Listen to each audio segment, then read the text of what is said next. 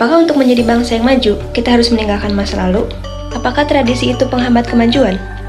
Atau justru jiwa dari sebuah bangsa? Pertanyaan inilah yang memicu perdebatan besar dalam sejarah Indonesia yang dikenal sebagai polemik kebudayaan. Halo semuanya, perkenalkan, nama saya Nazwa dengan NIM 243231007 dari mata kuliah Diskursus Perspektif Kebudayaan. Video ini dibuat untuk memenuhi tugas ujian akhir semester saya dengan tujuan menyampaikan pendapat seorang tokoh bernama Sanusi Pane dalam polemik kebudayaan sebagai respon terhadap pemikiran Sultan Takdir Ali Syahbana. Dalam video ini juga saya akan menyampaikan pendapat saya mengenai pembahasan ini. So let's get started. Untuk memahami materi ini dengan mudah, maka dalam awal pembahasan kita akan membahas mengenai polemik kebudayaan. Apa itu polemik kebudayaan? Polemik kebudayaan terjadi sekitar tahun 1930-an, ketika Indonesia belum merdeka.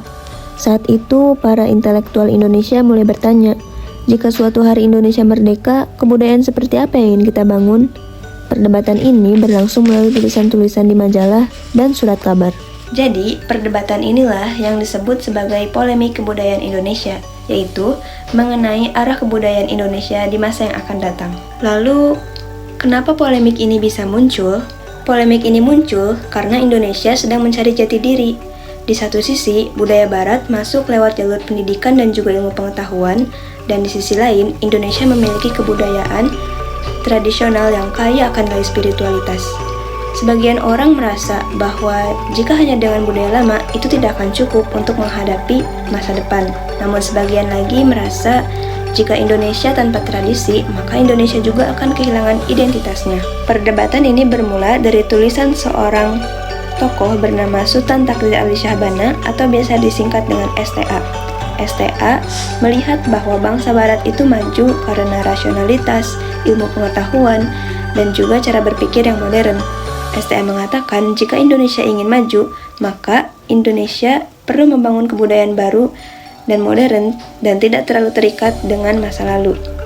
Pandangan itulah yang kemudian memicu respon dari tokoh lain, salah satunya adalah dari Sanusi Pane. Dari sana, Sanusi Pane tidak sepakat jika Indonesia harus mengikuti Barat secara sepenuhnya.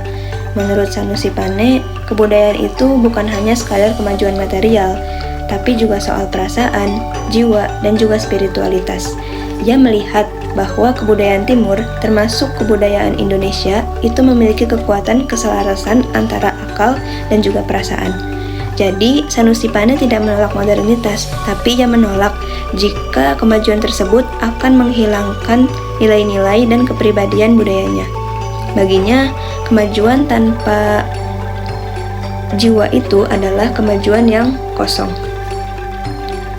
Menurut pendapat saya pribadi, pandangan Sanusi Pane ini terasa relevan dengan kondisi Indonesia pada saat ini, karena saat ini adalah kondisi globalisasi yang mana mengharuskan kita untuk menjadi modern.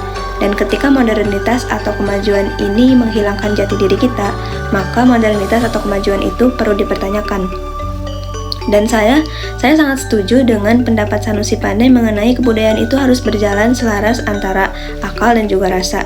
Karena menurut saya itu seperti menggambarkan bahwa kita itu bisa menerima hal baru, tetapi tetap berakar pada nilai dan identitas bangsa yang sudah ada.